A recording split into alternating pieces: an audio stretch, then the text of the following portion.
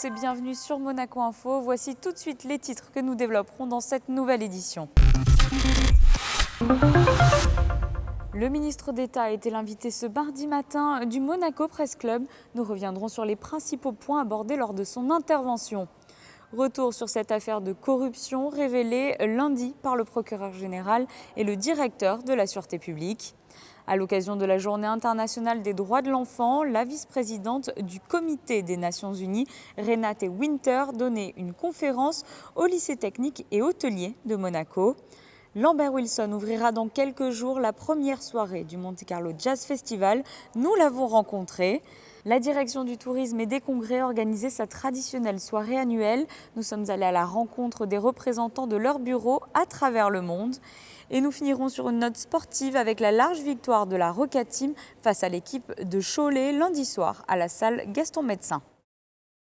Le ministre d'État était l'invité du Monaco Press Club ce mardi matin. Serge Tel a répondu à la presse monégasque sur les grands dossiers d'actualité menés par la principauté. Le compte-rendu est signé Fabien Bonilla. Un Monaco Press Club qui s'est déroulé 3 jours à peine après la fête nationale, la première pour Serge Tel en tant que ministre d'État depuis sa prise de fonction le 1er février 2016, il y a près de 10 mois.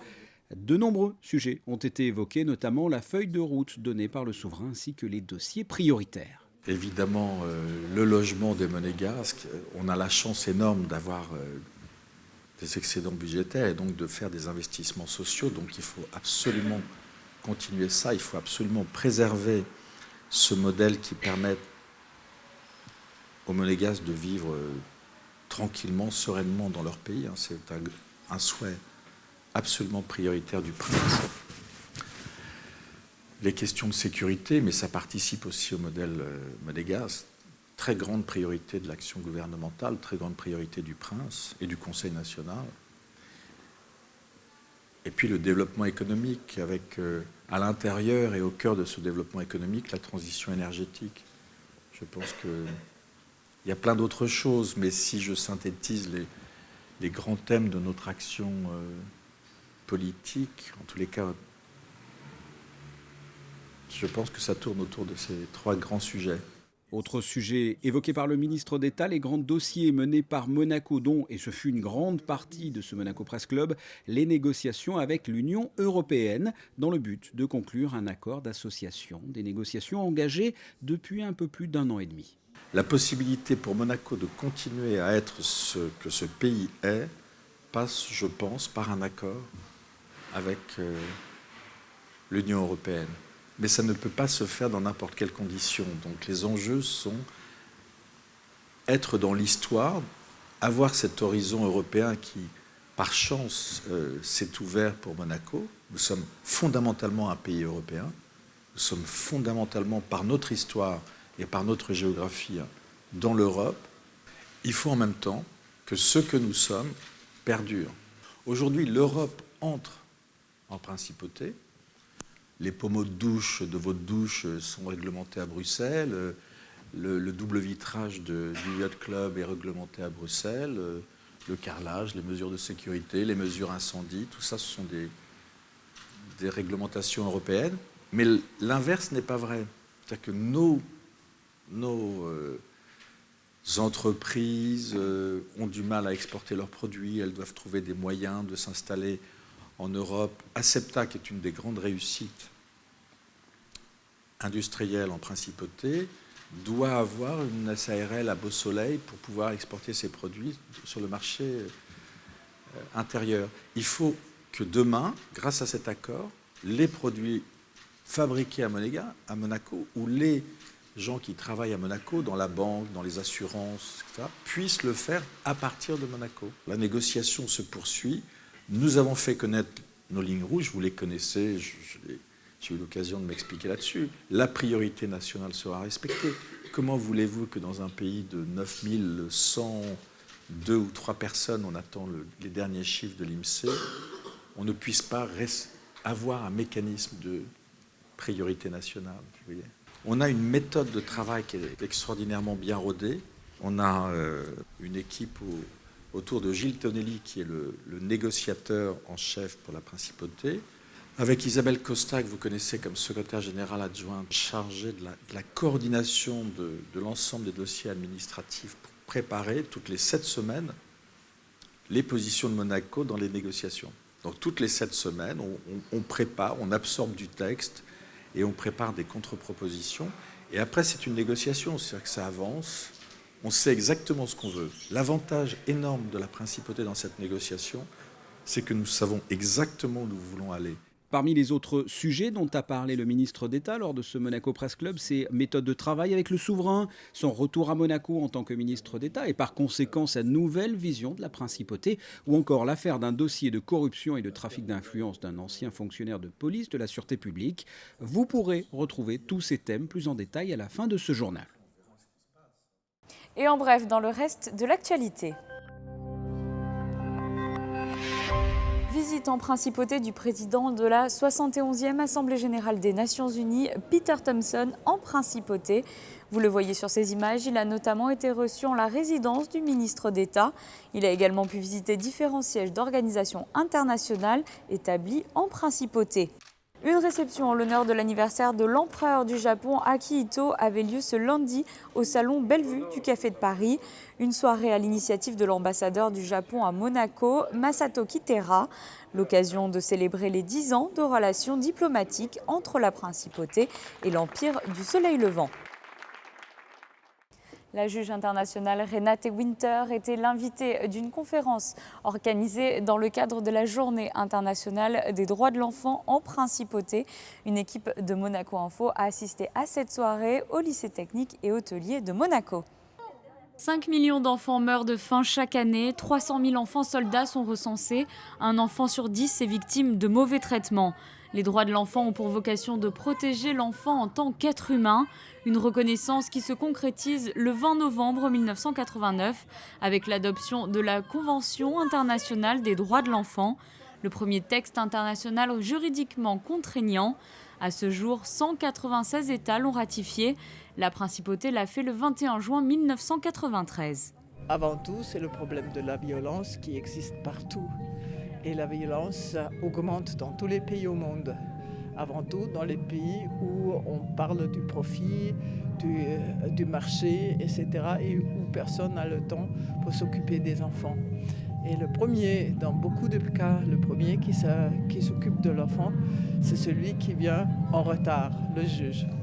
Et vous, comment est-ce que vous agissez au quotidien dans vos fonctions auprès de l'ONU notamment ? Je suis vice-présidente du comité de droits de l'enfant qui séjourne à Genève 3 fois par an. Et on est là pour voir si les États membres de la Convention des droits de l'enfant vont implémenter aussi la condition qu'ils ont ratifiée. Parce que ratifier, c'est facile, mais implémenter, c'est pas tellement facile. Depuis 20 ans, la Direction de l'Éducation nationale, de la jeunesse et des sports organise à Monaco la Journée internationale des droits de l'enfant, une campagne de sensibilisation à travers les différents établissements scolaires de la principauté. C'est une très très bonne et très très importante idée. Il y a des pays comme le Monaco ou aussi comme le mien, l'Autriche, où il n'y a pas tellement de problèmes, des vrais problèmes. Et je crois que c'est important que ces pays-là aident les autres où il y en a vraiment. De nombreuses actions sont menées chaque année par les élèves de la principauté afin de récolter des fonds à destination d'associations humanitaires œuvrant à la défense des droits de l'enfant. Cette année, elles étaient 4 à recevoir un chèque de 8 000 € pour aider à la mise en œuvre de leurs projets sur le terrain. L'affaire a été révélée lundi soir lors d'un point presse organisé conjointement par le procureur général et le directeur de la Sûreté publique. Des faits de corruption font actuellement l'objet d'une vaste enquête menée entre la Principauté et la Belgique. Au cœur du dossier notamment un ancien fonctionnaire de police. Je vous propose d'écouter Jacques Dorémieux et Richard Marangoni. Ils font le point sur cette enquête en cours. Il apparaît qu'un fonctionnaire de police actuellement en retraite, en accord avec une famille belge, a négocié soit des titres de résidence, soit la prolongation de titres de résident, pour permettre à ces personnalités belges de se domicilier fictivement dans notre principauté. ces personnalités belges versant une contribution, pour utiliser un terme neutre, pour rémunérer donc ce fonctionnaire monégasque actuellement en retraite. En fait, le process tel qu'on peut aujourd'hui, ça sera sujet peut-être à révision dans les prochains jours, prochaines semaines, c'est que c'est des personnes qui étaient titulaires de baux de location en principauté, et donc qui intervenait une agence immobilière, et comme les titulaires de ces baux de location n'habitaient pas en principauté, immédiatement cette agence immobilière sous-louait ces appartements au profit de tiers. C'est une affaire importante pour la sûreté publique, et au-delà d'une affaire importante, c'est une affaire compliquée, délicate, et je dirais même plus au-delà douloureuse. C'est une affaire qui aura, il est encore trop tôt pour en parler, mais qui aura aussi bien sûr des répercussions en interne, puisqu'elle entraînera sans aucun doute ensuite une réorganisation du service et des services concernés pour que bien sûr de telles pratiques ne puissent plus se reproduire et que nous mettions, il y a déjà de nombreux garde-fous, il y a déjà de nombreux contrôles, mais que nous puissions rendre le dispositif encore plus efficient. Il ouvrira la nouvelle édition du Monte Carlo Jazz Festival avec son dernier album en hommage à Yves Montand. Vanessa Dessy a rencontré Lambert Wilson lors de sa venue en principauté. Regardez. Acteur, chanteur, metteur en scène et même directeur de théâtre, Lambert Wilson est un homme aux multicasquettes. Fils de l'acteur George Wilson, il baigne dès son plus jeune âge dans le milieu théâtral. Cet artiste complet navigue entre scènes de théâtre, plateaux de tournage, salles d'enregistrement et de concert. Je crois que dans la vie, j'ai un défaut, c'est que ça pourrait être une qualité. J'ai beaucoup de curiosité. Et j'ai aussi beaucoup d'impatience, je m'ennuie assez vite, donc j'ai besoin de changer mes univers régulièrement. En revanche, j'ai appris à être vraiment bosseur, à me préparer pour ne pas me mettre dans des situations risquées. Je vais garder un souvenir assez angoissant de mon premier concert classique ici, dans la salle de l'Opéra Garnier. J'ai eu tellement peur parce que je ne me sentais pas vraiment prêt que j'avais voulu mettre le feu au théâtre, par exemple. C'était dommage pour la très belle salle du Palais Garnier. Maintenant, c'est différent. Je sais me préparer. L'acteur est à l'affiche du film L'Odyssée dans le rôle de Cousteau. Sous le célèbre bonnet rouge, Lambert Wilson retrace le parcours passionné de l'océanographe, mené par sa soif d'aventure et de découverte. Cousteau, ça a été une rencontre extraordinaire et il est évident que Cousteau, c'est un lanceur d'alerte qui a compté, qui continue à compter. Et malheureusement, tout ce qu'il a pu dire sur la fragilité de l'environnement, ça n'a pas été complètement entendu. Preuve en est que tout est à faire, malheureusement. Mais son modèle m'a ouvert les yeux. Je pense que c'est quelqu'un qui a œuvré beaucoup plus qu'on imagine, surtout dans la dernière partie de sa vie. C'était un vrai combattant, un vrai militant pour l'écologie. Comédien populaire, Lambert Wilson avait fait quelques incursions dans le répertoire d'Yves Montand à l'époque de ses premiers spectacles musicaux dans les années 90. Accompagné de 6 musiciens, il fera revivre une époque dans une dynamique d'un groupe de jazz, ce qui explique évidemment ce choix de programme en avant-première du Monte Carlo Jazz Festival. J'avais déjà, lors de précédents spectacles, chanté quelques-unes de ces chansons et j'avais été surpris par en fait, c'est une question de hauteur de voix, de tessiture. Je me sentais bien dans ces chansons parce qu'on a la même tessiture vocale, la même hauteur de voix. Alors, j'avais toujours rêvé d'un spectacle sur cette silhouette qui me plaisait bien. Et pour faire un spectacle à partir de ces chansons, sans l'imiter, parce que je ne sais pas imiter, mais un spectacle de théâtre. Et surtout, j'ai fait un disque en cours de route. On m'a proposé de faire un disque. Ça, c'était pas vraiment prévu. Mais ce que je viens créer ici à Monaco, c'est vraiment mon idée de départ, raconter, évoquer mon temps à travers une trentaine de chansons et des textes écrits par Georges Semprin, Cocteau et d'autres poètes ou romanciers. Lambert Wilson chantera donc du Yves Montand, un bel hommage 25 ans après sa disparition. Le concert sera donné ce jeudi à l'Opéra Garnier. Il s'agit d'un rendez-vous annuel. La direction du tourisme et des congrès réunissait ce lundi les représentants de leurs bureaux à travers le monde. Une soirée qui se déroulait au Méridien Beach Plaza. Sandrine Nègre y a assisté pour vous. Vous connaissez bien sûr le siège de la direction du tourisme et des congrès en Principauté, à quelques pas de la mythique place du Casino. Mais la DTC est également présente bien au-delà des frontières de Monaco. Plusieurs bureaux, ils sont 10 au total, ont vu le jour au fil des années à travers le monde. États-Unis, Brésil, Royaume-Uni, Italie, Russie, Japon, Australie et bien d'autres. Tous les ans, nous organisons une soirée où nous faisons un bilan de l'année écoulée et puis nous parlons des projets à venir. Alors cette année, l'actualité est évidemment chargée puisque l'été a été un petit peu difficile, mais en même temps, les chiffres sont toujours étonnamment bons, avec le deuxième taux d'occupation en 15 ans, en termes de chiffres bien sûr, et puis aussi avec un excellent revenu par chambre disponible, qui est probablement le meilleur jamais obtenu dans ces 15 dernières années. Alors quel est pour nous le moyen de l'exprimer? Tout simplement avec les nuitées passées en hôtel, puisque c'est le seul baromètre pour nous qui nous permet de savoir quel est l'état exact du tourisme, puisque nous n'avons pas de moyens, n'ayant pas de frontières évidemment à Monaco, n'avons pas de moyens de vérifier les chiffres des entrées et sorties à Monaco en dehors des nuitées hôtelières où les gens prennent les passeports. Nous avons les chiffres exacts, les évolutions et la provenance. Ce rendez-vous, donc organisé quelques jours après la fête nationale monégasque, réunissait les représentants de la direction du tourisme et des congrès à l'étranger.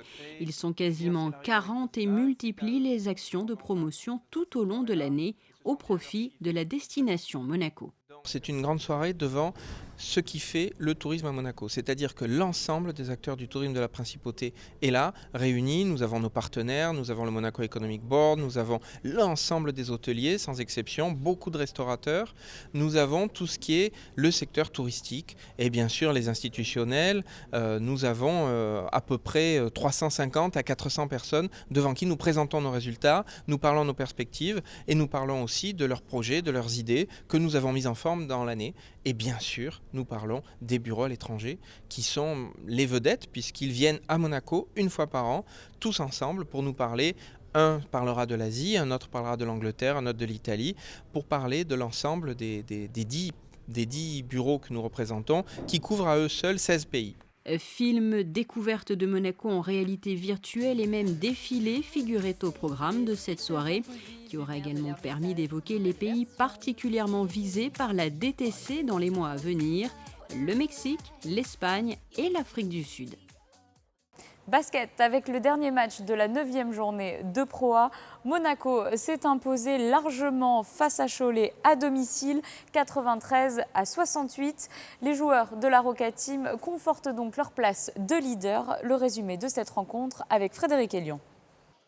Pas de Brandon Davis, absent un mois, pas de Jamal Schuller, touché au mollet et forfait de dernière minute, mais pas de problème pour la Roca Team contre Cholet lundi soir.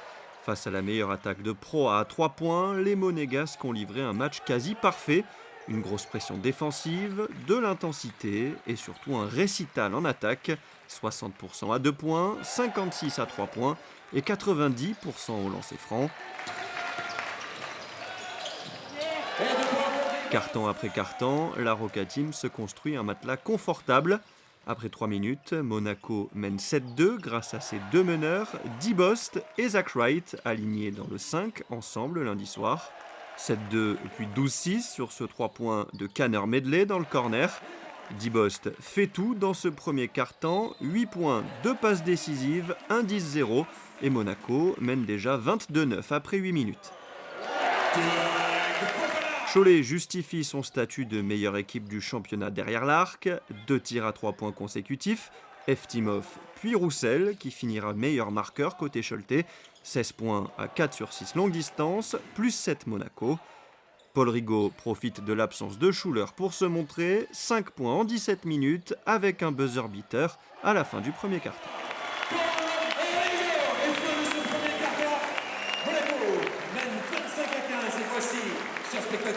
Cholet attaque un peu plus le cercle, provoque des fautes et se retrouve plus souvent sur la ligne des lancers.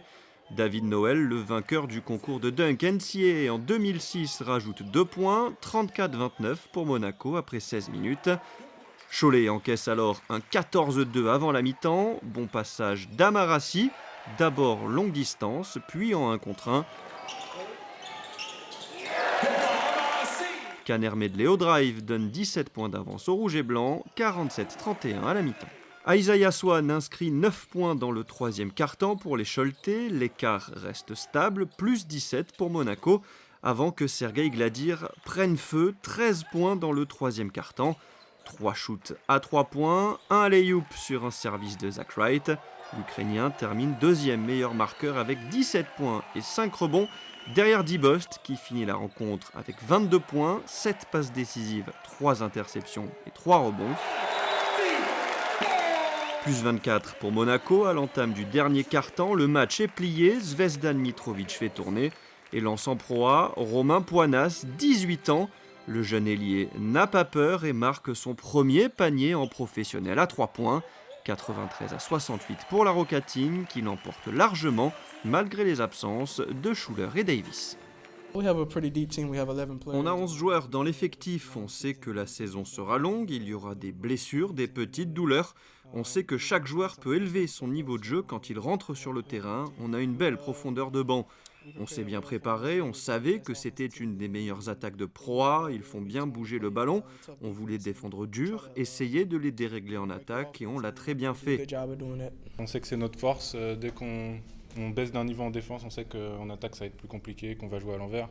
Donc là on a vraiment défendu vraiment très agressif et c'est ça qui a fait qu'en attaque on a été vraiment facile et ça rend les choses beaucoup plus simples pour le jeu. Pas de Brandon Davis, pas de Jamal Schuler, mais pas de problème. Encore une fois, vous prouvez qu'il y a des ressources et une belle profondeur de banc dans cette équipe. Ouais, exactement, c'est ça. Tous les joueurs étaient là, étaient prêts à rentrer. Même si c'est des joueurs majeurs qui sont blessés, on savait ce qu'on avait à faire.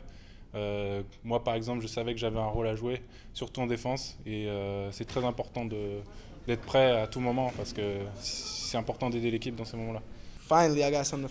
J'ai enfin rentré quelques shoots longue distance. Je n'ai pas joué aussi bien que je devrais pour mon équipe auparavant, mais je vais m'appuyer sur ce match pour essayer de continuer à m'améliorer.